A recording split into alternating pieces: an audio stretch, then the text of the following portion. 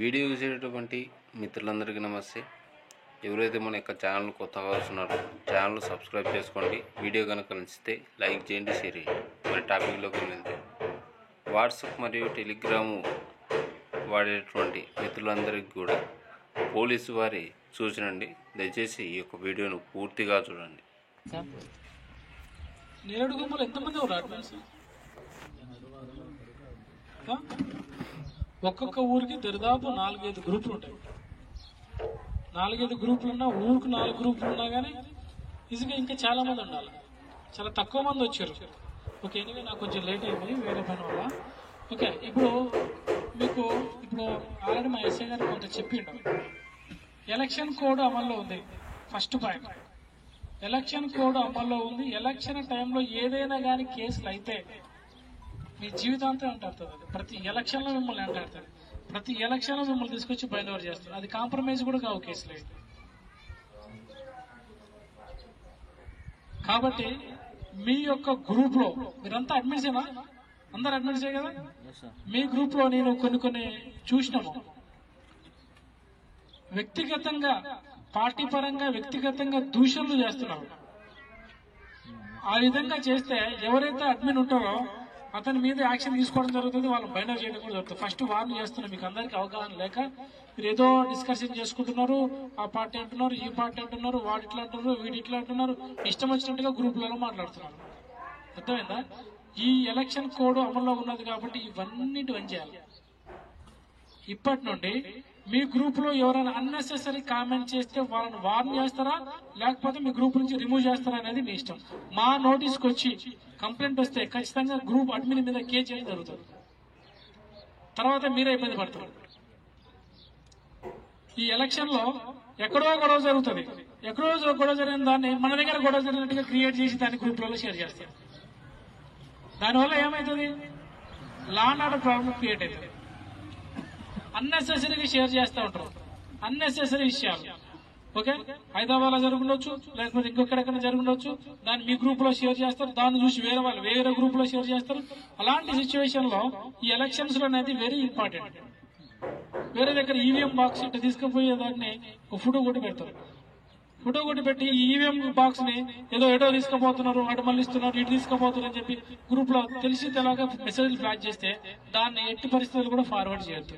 Forward చేస్తే ఎవరైతే forward చేస్తారో ఆ గ్రూప్ అడ్మిన్ ఎవరైతే ఉంటారో వాళ్ళ మీద యాక్షన్ తీసుకోవడం జరుగుతుంది. ఒకవేళ ఆ రోజు కాకపోవచ్చు, తర్వాత కంప్లైంట్ వస్తుంది. కంప్లైంట్ వచ్చినప్పుడు ఆ గ్రూప్ ఎవరున్నారు, అడ్మిన్ ఎవరున్నారు, షేర్ చేసిన ఎవడు, వీళ్ళందరినీ తీసి కేసు చేయాల్సి వస్తుంది.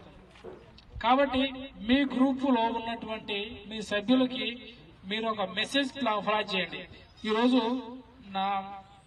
మన నేరేడుగొమ్మ పోలీసు వాళ్ళు ఒక మీటింగ్ పెట్టారు. ఆ మీటింగ్ లో ఈ విధంగా అన్నెసెసరీ కామెంట్స్ చేయొద్దు, అన్నెసెసరీగా మెసేజ్లు పెట్టొద్దు, అన్నెసెసరీ ఫార్వర్డ్ చేయొద్దు.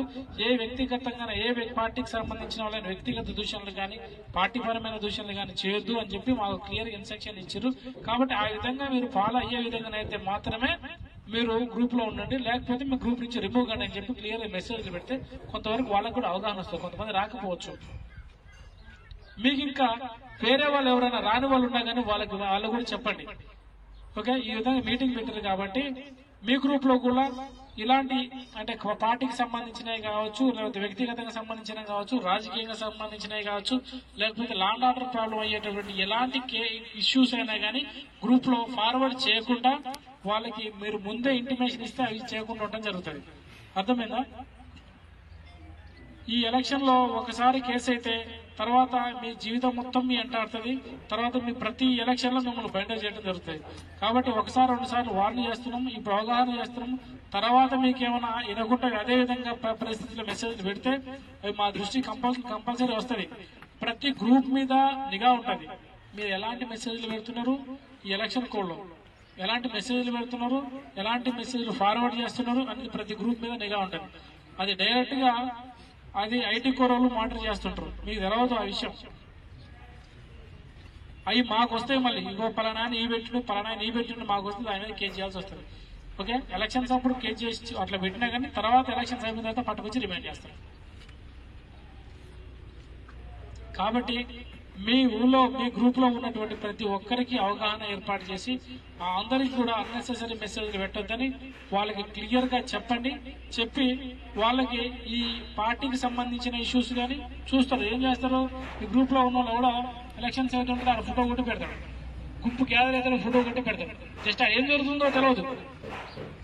రేపు ఎలక్షన్స్ అప్పుడు గొడవ జరిగేది ఏం జరగదు.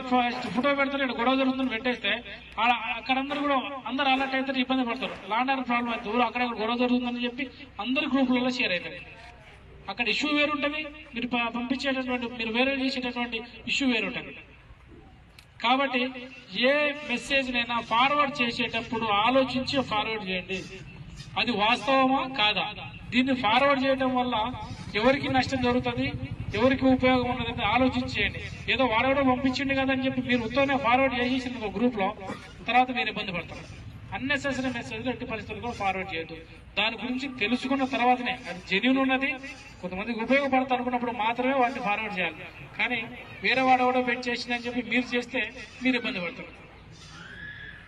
ఓకే, ఈ యొక్క ఎలక్షన్ కూడా అమల్లో ఉన్నది కాబట్టి ప్రతి ఒక్కళ్ళు కూడా ఇలాంటి ఎవరు కూడా ఉల్లంఘించకుండా ఈ యొక్క మీ మండల్లో ఎలాంటి లాండ్ ఆర్డర్ ప్రాబ్లం కాకుండా మీ గ్రూప్ పరంగా మీ గ్రూప్ లో వచ్చేటువంటి మెసేజ్ల పరంగా మీరందరూ కూడా అలర్ట్గా ఉంటారని ఆశిస్తూ ముగిస్తున్నా. మీరు ఎవరన్నా మాట్లాడేదంటే చెప్పండి. మీరు